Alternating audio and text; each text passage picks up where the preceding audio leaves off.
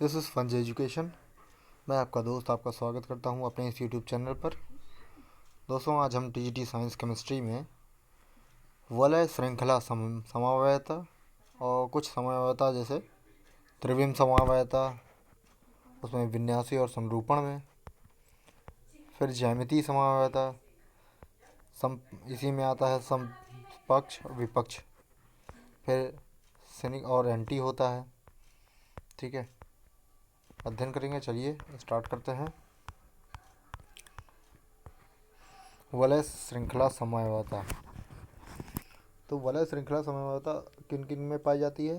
Alkenes में, cycloalkane में, ठीक है, और एल्काइन में, साथ में साइको एल्कीन में यह समवायता पाई जाती है जिसमें वलय होती है। ठीक है, यहाँ है ये और इसमें, इन दोनों में, ठीक है, इन दोनों में, यानी ऐसे जो श्रृंखलाएँ होती हैं, ठीक है, उनमें ये समवायता पाई जाती है। वलय श्रृंखला समवायता पाई जाती है। त्रिविम समवायता, दो या दो से अधिक यौगिक जिनका अणुभार समान हो, परंतु त्रिविम में परमाणु व्यवस्था जो होती है वो भिन्न भिन्न हो, तो उनको हम त्रिविम समवायता रखते हैं। मतलब जिसमें अणुभार समान हो लेकिन जो उनकी व्यवस्था हो परमाणुओं की, वो व्यवस्था भिन्न भिन्न हो, त्रिविम समवायता कहलाती है उसमें। जैसे त्रिविम समवायता में दो प्रकार होते हैं। पहला है विन्यासी समवायता, दूसरा है संरूपण समवायता। विन्यासी समवायता में एक समावयवी दूसरे समावयवी से में बदलने के लिए उच्च ऊर्जा की आवश्यकता होती है, जो कमरे के तापमान पर उपलब्ध नहीं होता है। ठीक है, यानी इसे क्या होता है, आसानी से अलग नहीं किया जा सकता। जबकि संरूपण में क्या होता है कि एक समावयवी को दूसरे से आसानी से बदला जा सकता है और यह कमरे के तापमान पर विलगित नहीं किया जा सकता। ठीक है, यहाँ है विन्यासी समावयवी को बदलने के लिए बंध तोड़ना पड़ता है। विन्यासी समावयवियों को बदलने के लिए बंध को तोड़ना पड़ता है, लेकिन संरूपण को बदलने के लिए बंध को घुमाना पड़ता है, यानी ठीक है, कुछ एंगल पे घुमाना पड़ता है। आगे चलते हैं। ज्यामितीय समवायता, जैसे ए, इसका बॉन्ड जो है घूर्णन करेगा, मुक्त घूर्णन होना चाहिए। अब सिंगल बॉन्ड है तो ये मुक्त घूर्णन हो जाएगा। ठीक है, और इसमें जो है घूर्णन होगा, लेकिन ये पाई बंध में प्रतिबंधित घूर्णन होगा। ठीक है, यहाँ मुक्त घूर्णन होता है सिग्मा बंध में, पाई बंध में प्रतिबंधित घूर्णन होता है। अब प्रतिबंधित घूर्णन होगा तो ज्यामितीय समवायता होगी। ठीक है, द्विबंध के सापेक्ष प्रतिबंधित घूर्णन से उत्पन्न समवायता ज्यामितीय समवायता कहलाती है। ठीक है, पाई बंध वाले जितने हैं उसमें ज्यामितीय समवायता पाई जाती है पाई वजह से। यह समवायता एल्कीन्स में होती है, साइक्लो एल्केन्स में, ऑक्सिम और एजो कंपाउंड में। ठीक है, इसमें समवायता जो होती है वो ज्यामितीय समवायता होती है। इसमें आते हैं समपक्ष विपक्ष समवायता, यानी सिस एंड ट्रांस। ठीक है, जैसे कार्बन कार्बन के मध्य द्विबंध या चक्रीय एल्केनों में होती है। ठीक है, ये समपक्ष विपक्ष वाली साइक्लो एल्केन या डबल बॉन्ड वाले में होती है। कार्बन की जो शेष संयोजकताएं हैं भिन्न समूहों से संतुष्ट होनी चाहिए। ठीक है, यदि कार्बन द्विबंध पर समान संयोजकताएं समान ओर होती हैं तो उसे सिस यानी समपक्ष कहेंगे। ठीक है, अगर समान संयोजकताएं समान ओर होती हैं, ठीक है, तो वो सिस या समपक्ष हो जाएगा। और अगर विपरीत विपरीत हैं तो इन्हें हम ट्रांस या विपक्ष कहते हैं। ठीक है, जैसे यहाँ है, देखिए ये जो है इसमें इस प्रकार नहीं होना चाहिए और इस प्रकार भी नहीं होना चाहिए। मतलब ए जो है वो इस साइड है, बी इस साइड है। ठीक है, ये गलत माना जाएगा। या ऐसे हो तो भी ये गलत है। ठीक है, सही कौन है? ये है, इसमें बी और बी एक साइड, इसमें देखिए बी है, इसमें ए बी है। ठीक है, इस वाले में बी एक साइड ये हो गए और इधर ए वाले, तो ये समपक्ष हो गया।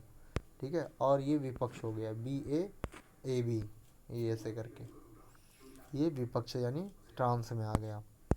जैसे यहाँ है ब्यूटेन का, ब्यूटेन टू ईन, ठीक है। तो यहाँ जो है सेम सेम है, ठीक है। इधर हम मेथिल मेथिल, इधर एच एच, तो हो जाएगा सिस ब्यूटीन टू ईन, ठीक है, ब्यूटेन टू ईन। इधर है विपक्ष, ठीक है, यानी ट्रांस ब्यूट टू ईन, क्योंकि यहाँ चेंज है, ठीक है। नेक्स्ट चलते हैं। जैसे यहाँ ये है सिस, ठीक है, 1,2 डाईक्लोरो एथीन, यहाँ है ट्रांस 1,2 डाईक्लोरो एथीन। आगे चलते हैं। थर्ड जो है ब्यूटीन 1,4 डाइओइक एसिड, ठीक है। तो यहाँ है ये समपक्ष हो गया, यानी सिस हो गया, इसको कहते हैं मैलिक एसिड। और यहाँ फ्यूमेरिक एसिड जब ये ट्रांस में आ जाता है, ठीक है, फ्यूमेरिक एसिड। आगे चलते हैं। ज्यामितीय समावयवियों के गुण। अब ये देखिए, यहाँ सिस है और यहाँ ट्रांस है, तो क्या होता है, सिस में समान समूहों में प्रतिकर्षण होता है, जिसकी वजह से ऊर्जा जो होती है वो ज़्यादा होती है, और इनका स्थायित्व होता है कम होता है। प्रतिकर्षण की वजह से स्थायित्व कम होगा, उल्टा होता है। सामान और इसमें जो है ट्रांस में समान समूह में प्रतिकर्षण कम होगा, क्योंकि दोनों विपरीत हैं, तो प्रतिकर्षण कम होगा, ऊर्जा जो है कम होगी, ठीक है। अगर ऊर्जा कम होगी तो स्थायित्व अधिक होगा, यहाँ गलत है, ठीक है, यहाँ ऊपर की ओर एरो होना चाहिए, क्योंकि अगर प्रतिकर्षण कम तो ऊर्जा का स्थायित्व जो है, ऊर्जा कम और स्थायित्व ज़्यादा हो जाएगा, ठीक है, अपोजिट रहता है। आगे चलते हैं। सिस तथा ट्रांस में से ट्रांस का स्थायित्व अधिक होता है, तो यहाँ गलत था ऊपर, ठीक है, यहाँ इसलिए ऊपर एरो रहेगा, ठीक है। नेक्स्ट चलते हैं। ये है डाइपोल मोमेंट पे, ठीक है। यहाँ देखिए दोनों एक ही साइड है, तो सिस बनेगा। यहाँ म्यू जो है वो नॉट इज इक्वल टू 0 होगा।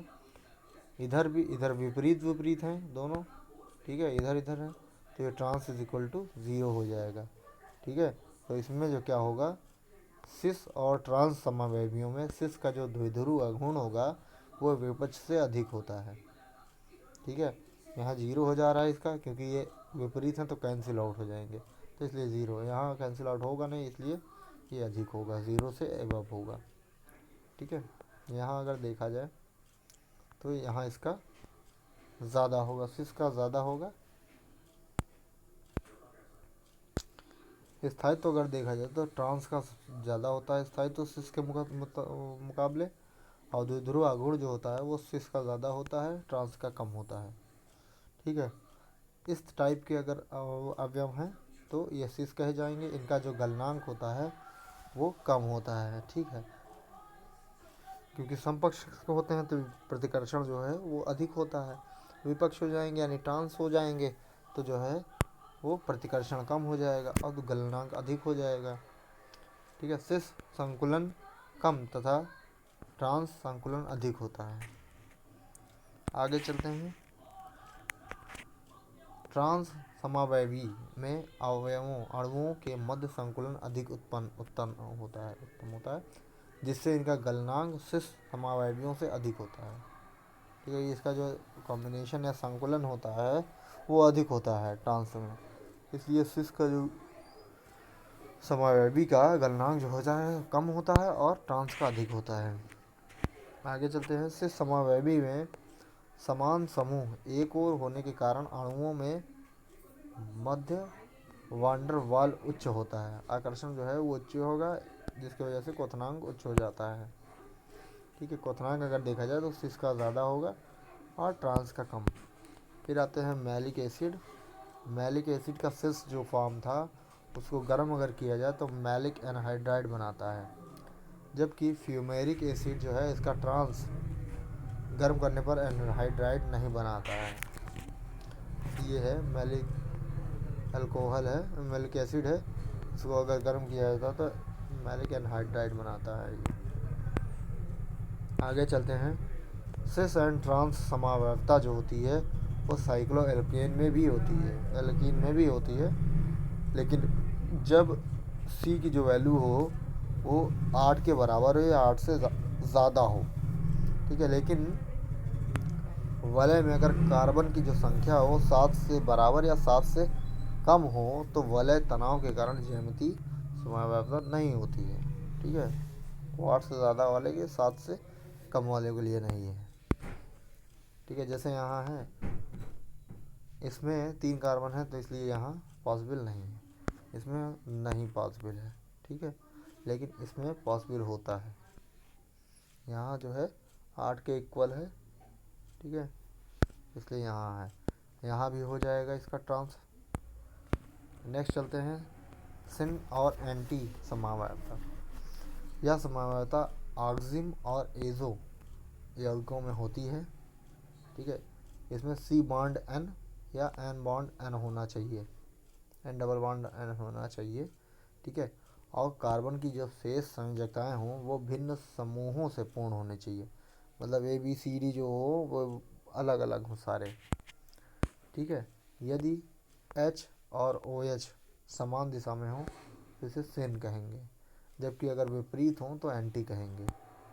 ठीक है, अब यहाँ अगर देखा जाए तो क्या करेंगे, ये जो है ज्यामितीय समव्यवस्था नहीं दर्शाएगा। ठीक है, आगे चलते हैं, इसको कहते हैं फॉर्मिल डाइऑक्सिम। नेक्स्ट चलते हैं कीटॉक्सिम। इसमें जो है ये भी समव्यवस्था नहीं दर्शाएगा। ठीक है, आगे चलेंगे। अब यहाँ जो है दोनों समान थे, इस वजह से देखिए नहीं दर्शा रहा था। यहाँ जो है एच ओ एच हो गया, ये सी एच थ्री हो गया, और ये डबल बॉन्ड एन। ठीक है, ये तो ये जो है सिन एस्टल्डॉक्सिम। ठीक है, ये दिखाएगा, और एंटी अगर ये विपरीत हो जाएगा तो H H H O H, तो एंटी एस्टल्डॉक्सिम। ठीक है, नेक्स्ट ऐसे चलते हैं, अगर ये तरी ऐसे हो इस फॉर्म में, ठीक है, तो यहाँ भी सिन बेंजल डॉक्सिम ये हो जाएगा, और इसका एंटी बन जाएगा ये विपरीत होकर के। ठीक है, अगर ओ जो है इधर चला जाता है। ठीक है, और इधर आ जाएगा सिन एजोबेंजीन, और यहाँ एंटी एजोबेंजीन हो जाएगा। ठीक है, फिर नेक्स्ट चलते हैं ई जेड समवायवता पे। यहाँ है कार्बन कार्बन डबल बॉन्ड है, इनके जो कार्बन जुड़े हुए हैं वो सारे भिन्न भिन्न वाले हैं, यानी a not is equal to b not is equal to c, और c not is equal to d. फिर जब c double bond c carbon की सभी संयोजकताएं भिन्न समूहों के से पूर्ण होती हैं, तब हम ई जेड समवायवता का प्रयोग करते हैं। ई फॉर एंटीजेजन। ठीक है, समूह विपरीत होंगे। ठीक है, इसका नाम मतलब होता है ई का ई फॉर समान जो है समूह विपरीत होंगे। जेड, ठीक है, जिस समय ये हो जाएगा समूह जो है समान समूह एक और रहेंगे। ठीक है, ई जेड, ई वाले में समान जो है समूह विपरीत होते हैं, और जेड में एक और रहते हैं।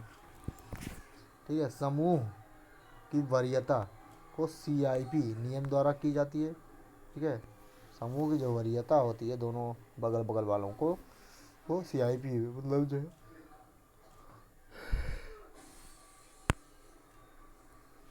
ठीक है, कोहेन इन गोल्ड प्रिलॉग। ठीक है, ये जो है CIP रूल में क्या होता है कि परमाणु क्रमांक जिसका अधिक होता है उसको वरीयता ज़्यादा यानी उसको पहले दी जाती है। ठीक है, और जिसका परमाणु क्रमांक कम होता है उसको वरीयता कम दी जाती है, यानी प्रेफरेंस जो है पहले दिया जाता है अगर इनका परमाणु क्रमांक ज़्यादा हो। आगे चलते हैं, परमाणु क्रमांक सीधे जुड़े परमाणु का देखते हैं। ठीक है, जैसे यहाँ है इनका इनका, फिर इनका इनका, यहाँ सी से पहले एच जुड़ा है फिर सी एल जुड़ा है। अब इसका Cl का ज़्यादा होता है तो इसको प्रेफरेंस पहला देंगे, एच बाद में आता है तो एच को बाद में देंगे। फिर नीचे आएगा तो ब्रोमीन का ज़्यादा होता है परमाणु क्रमांक, इसलिए ब्रोमीन को सॉरी आयोडीन का ज़्यादा होता है, ब्रोमीन और आयोडीन के बीच में आयोडीन का ज़्यादा होता है परमाणु क्रमांक, इसलिए प्रेफरेंस उसको वन देंगे। अब यहाँ अगर देखा जाए तो विपरीत विपरीत है।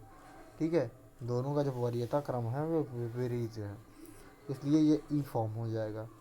यहाँ अगर कार्बन को देखते हैं, कार्बन और नाइट्रोजन, तो नाइट्रोजन जो है ज़्यादा होता है, तो इसको हम पहला देंगे और इसको कार्बन को दूसरा देंगे।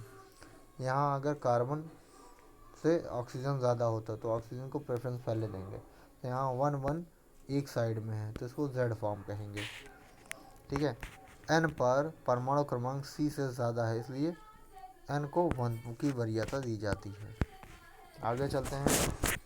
इसमें अगर देखा जाए C को देखा जाता है, ठीक है।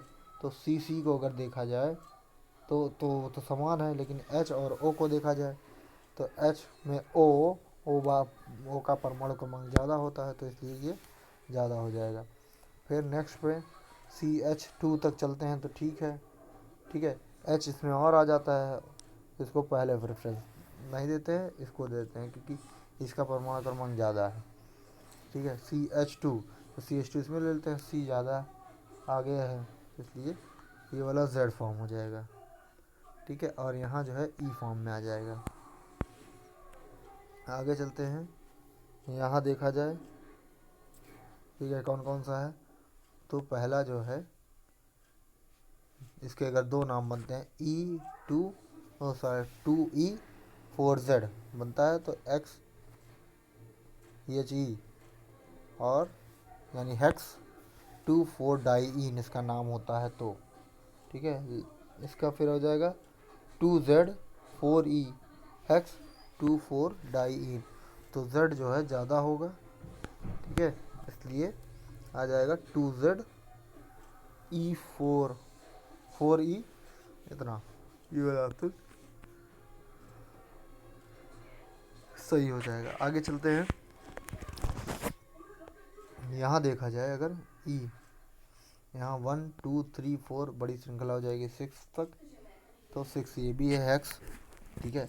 अब 2Z जो हो रहा है वो 2 डिग्री पे है, ठीक है। 2Z ले रहा है और 4 जो है E ले रहा है, तो यहाँ 2Z और 4E आ जाएगा।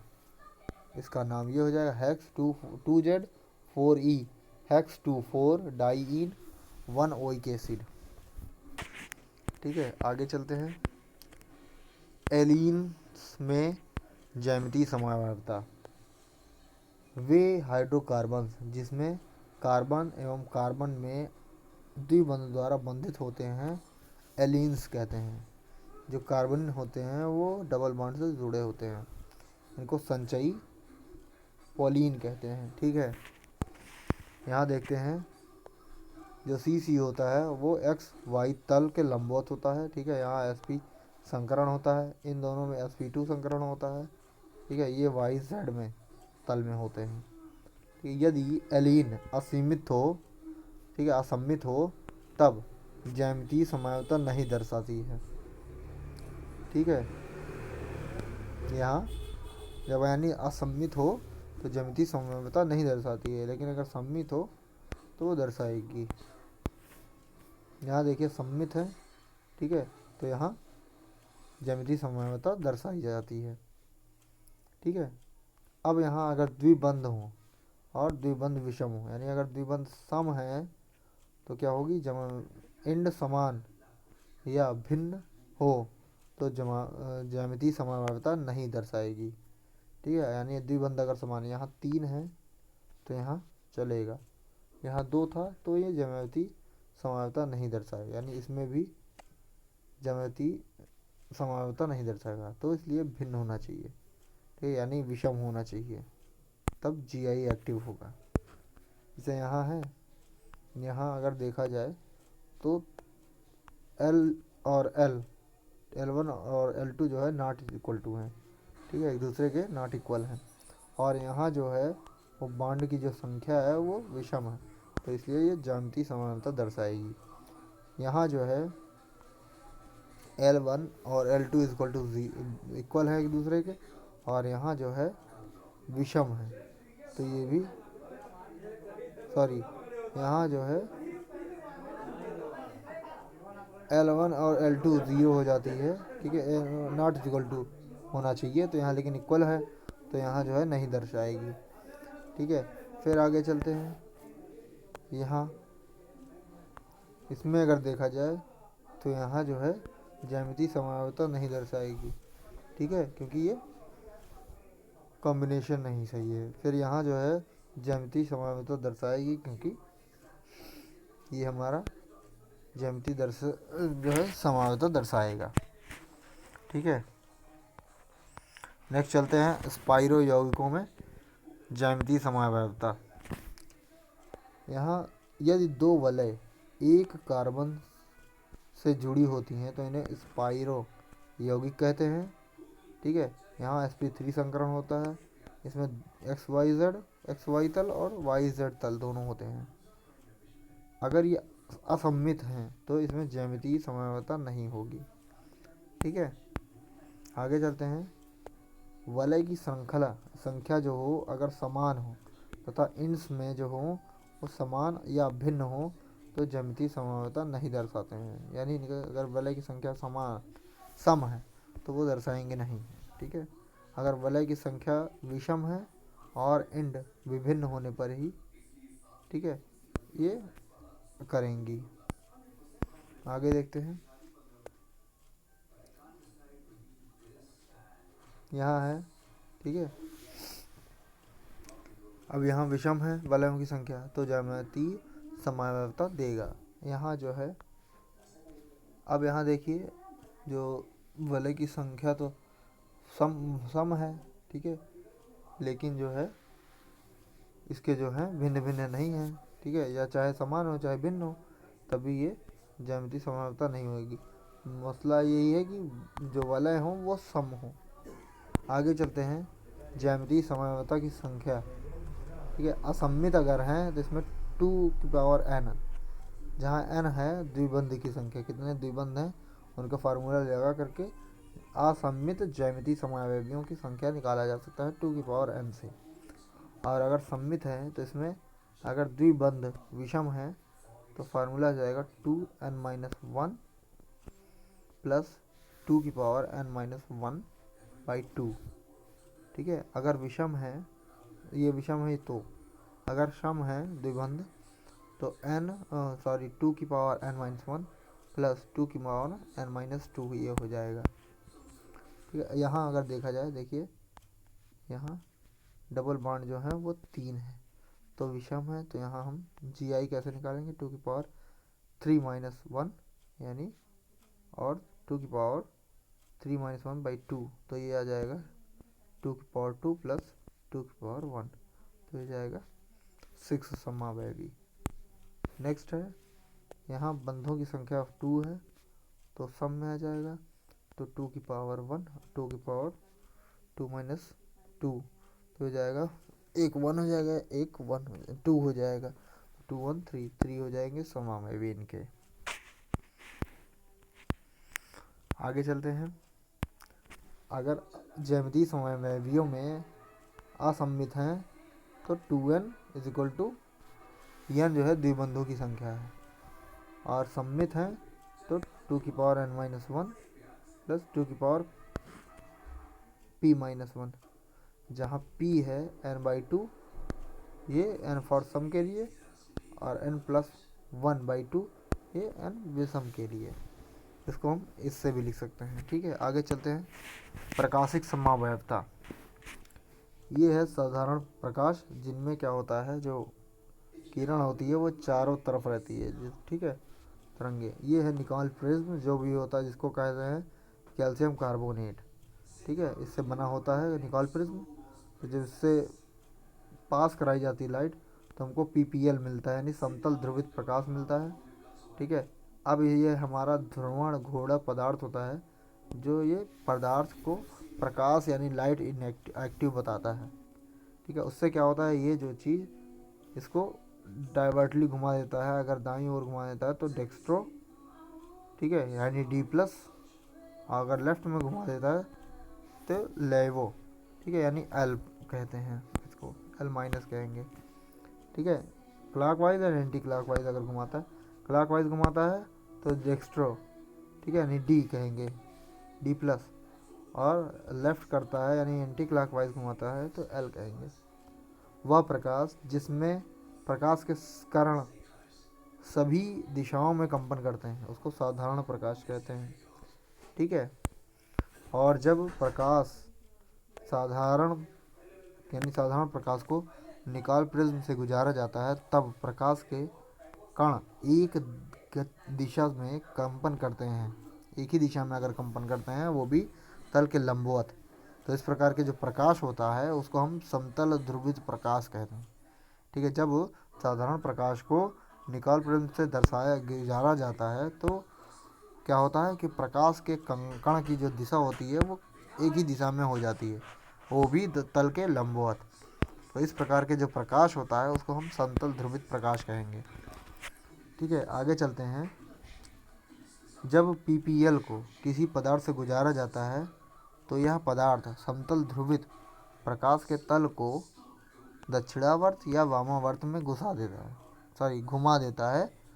ऐसे पदार्थ को ध्रुवण घूर्णक पदार्थ कहते हैं तथा इस प्रकार की घटना को ध्रुवण घूर्णकता या प्रकाशिक समवायता कहते हैं।